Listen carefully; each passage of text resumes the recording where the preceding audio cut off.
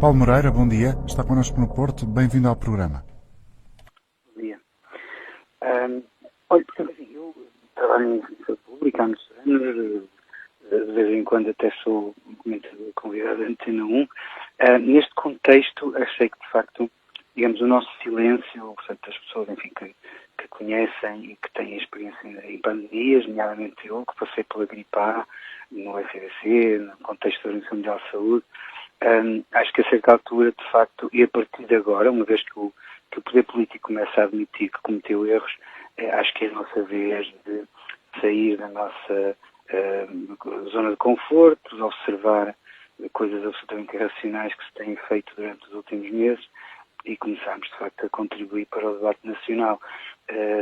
Portanto, o Presidente da República admite que houve erros, não concretizou quais os erros, mas nós podemos começar a explorá-los. Primeiro, foi um erro confinar. Portanto, o confinamento em março foi um erro colossal. Teoricamente nunca seria necessário. Felizmente, há um país, pelo menos, que conseguiu passar da teoria à prática e não confinar, que foi a Suécia, e que consegue ser uma espécie de espinha atravessada no poder político europeu, porque consegue demonstrar que a nossa teoria, afinal, estava certa. A Suécia não confinou, a Suécia não tem uma crise económica, a Suécia tem o mesmo impacto epidemiológico que os restantes países. Neste momento, a população naturalmente que fica muito confusa, porque há muito mais casos do que em março, e afinal considera-se a hipótese de não confinar. Portanto, é evidente agora, para qualquer português, perceber que foi um erro confinar. Mas, na verdade, é um erro. Essa é a sua perspectiva, Paulo. Claro que há outras posições que são completamente contrárias àquilo que está a dizer. Sim, mas opiniões são opiniões, não é? Exatamente, cada um tem direito à sua.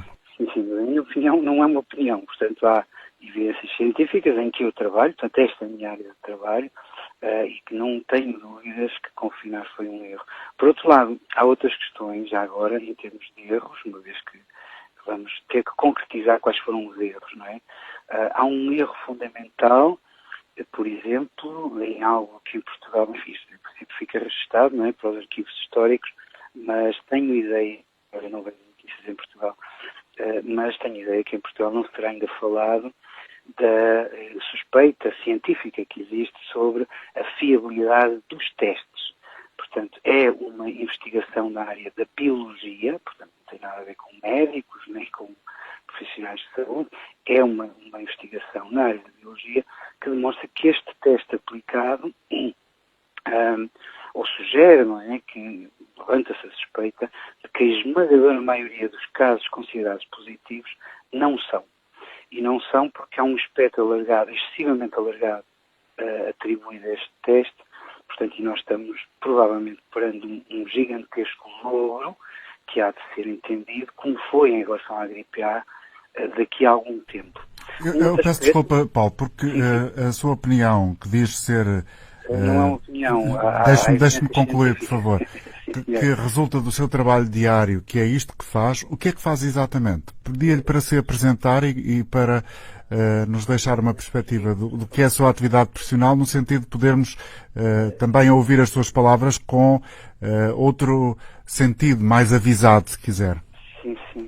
Bom, eu já falei consigo várias vezes como especialista convidado. Sou Paulo Moreira, enfim, durante muitos anos trabalhei na Universidade Nova, fui diretor adjunto no ECDC, que é a agência europeia que aconselha os governos nesta pandemia, como aconselhava na altura em que eu lá estava para a gripe A. Sou editor científico de uma revista científica sediada em Oxford, Inglaterra. O currículo realmente rings a bell, diz-me qualquer coisa, lembro-me perfeitamente. Sim, pois, mas enfim, tenho andado fora de Portugal, fora e dentro, embora às vezes esteja cá dentro, mas tenho projetos internacionais. Portanto, esse é um aspecto importante. Infelizmente não tem sido discutido, mas penso que agora haverá mais abertura para o fazer, uma vez que os governos europeus começam a admitir que cometeram erros. Um outro erro é o registro de mortes por Covid-19. Já temos investigação publicada que indica, nomeadamente com base em autópsias, que de facto há um número ainda estimado mas grande, de que muitas mortes atribuídas ao Covid-19, de facto, a causa de morte não foi essa, não é? Portanto, foram erradamente registadas como mortes por Covid-19. Lembro que entre março e abril, maio, nos Estados Unidos provou-se que alguns entre os 30% e os 40% de mortes provocadas nas unidades de cuidados intensivos foram provocadas pelo uso indevido e desnecessário de ventiladores. Portanto, nessa altura, os primeiros estudos demonstraram que não devíamos estar a ventilar pessoas.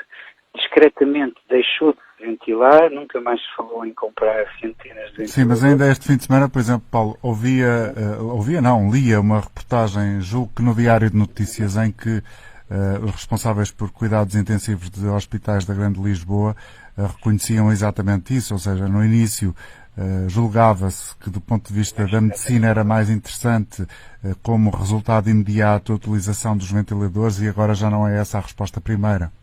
Exatamente.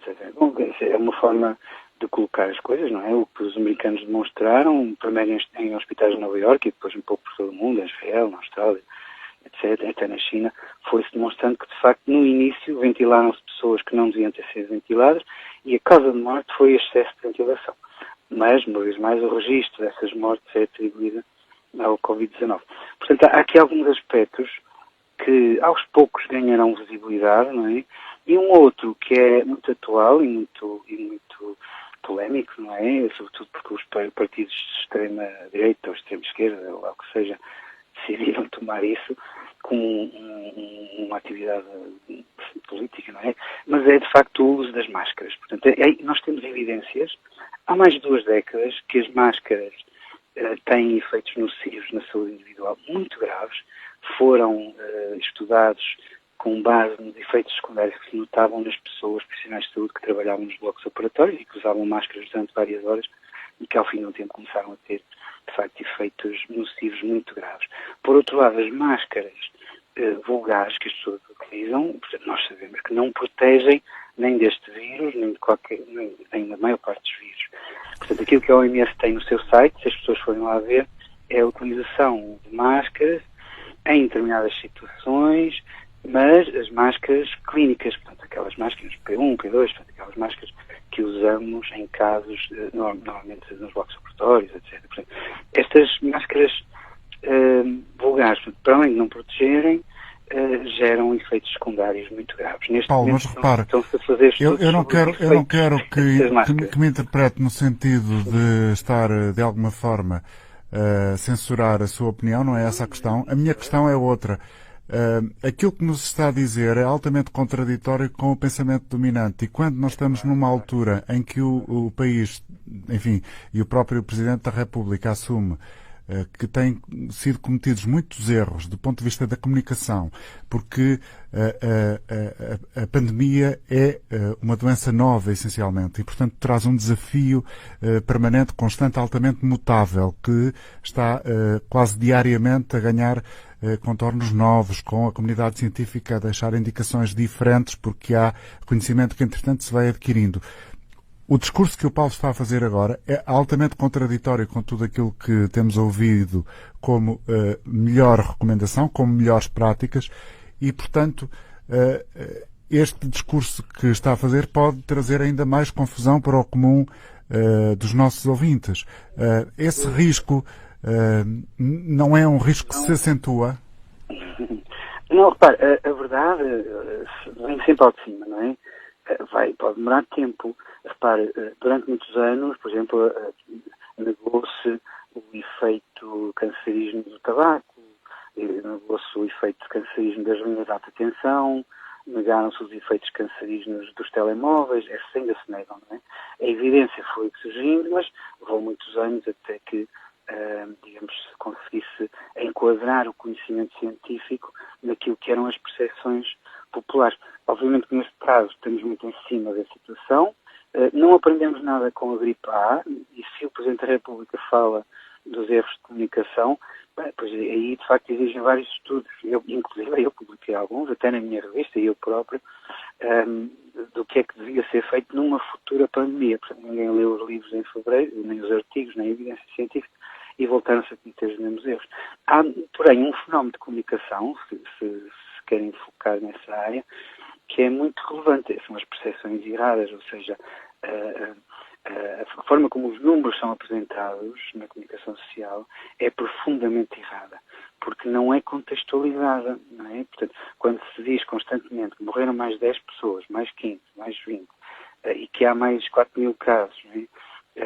Portanto, sem termos um enquadramento de, por um lado, o que é que acontece a esses casos, por outro lado, há o fenómeno dos assintomáticos, não é? Que as pessoas também têm alguma percepção errada. Reparem, ainda ontem falei com a minha mãe, por exemplo, que me disse que houveram 7 mil mortos no norte do país. Portanto, o que é que houveram? Foram 7 mil novos casos, não é? Portanto, há, de facto, alguma dificuldade em comunicar através da comunicação social. Bom, Paulo, vamos ficar por aqui. Eu peço-lhe desculpa, mas vamos ter que avançar. Obrigado pela sua intervenção. Vai longa já e é um pouco só por isso e em respeito pelos convidados que tenho hoje e os ouvintes que estão à espera, que agradeço o facto de ter estado connosco e vamos dar a oportunidade a outros.